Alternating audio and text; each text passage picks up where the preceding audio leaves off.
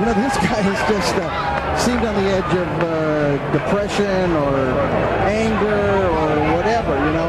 He's had some emotion going today. The only time he really got happy about everything, it seemed like, was when he started talking about he and Mike Tyson, whom he claims as a half-brother, kind of sniping at each other and getting in arguments with each other. That's right. He thought that was quite fun. And, of course, also was twin Tyson. Says he'll use more of the peekaboo style tonight of his old-style defense. Yeah, he said, I'm not going to be Joe Frazier anymore. I'm tired of getting hit on the top of the head. He said he doesn't want to get hit on the back of the head especially. He's really angry about caller fighters pulling his head down, hitting him on the back of the head. He said if anybody does that anymore to him, he's going to just take matters into his own hand. Anything could happen. So we'll look for that.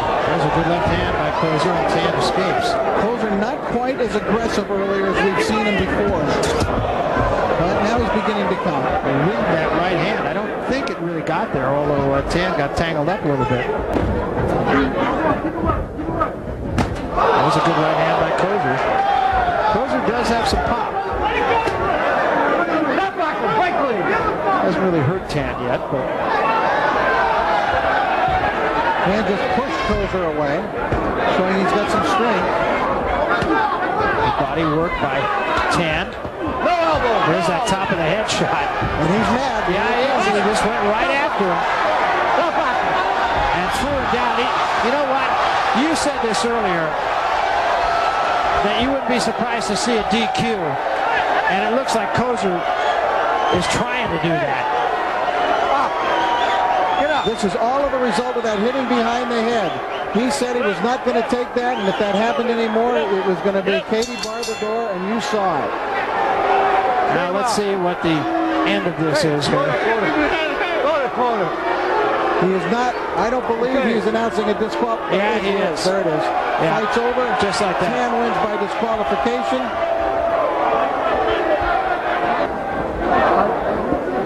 I've just heard from the executive director of the California State Athletic Commission, Dean Lohaus, who says the Closer will not be paid. They will hold up his purse. Now Closer going over and challenging Dr. James Ken, the referee. He had a real thing about this at our Friday meeting. He did. Sat with him. He got very angry. He said anything could happen if they start hitting me in the back of the head. I'm through with that. I'm not going to have that happen to me anymore. If anybody hits me in the back of the head, I just could go nuts. And that's exactly what happened. You saw it. Yeah. We told you that before it happened. All right, let's take a look now. You're going to see Tan hitting to the body. Now he's leaning on him. There he hits him on top of the head. More on the back. More on the back. That one's on the top of the head, and that's what Closer. And that was it. The one shot to the back of the head, and that just lit him up. He just had so fixed in his mind.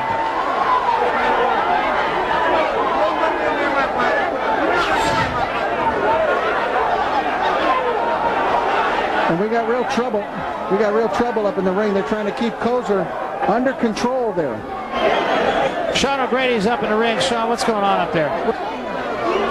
In his situation. Closer's trying to explain his situation. And now you see the emotions coming out of Closer. He realizes that he just flipped out.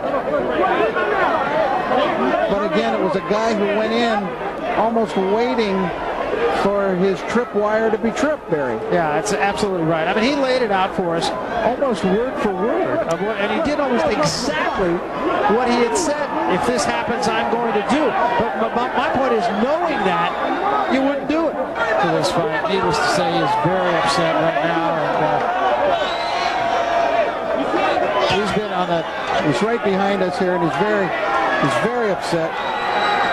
Been kind of on the psychological edge.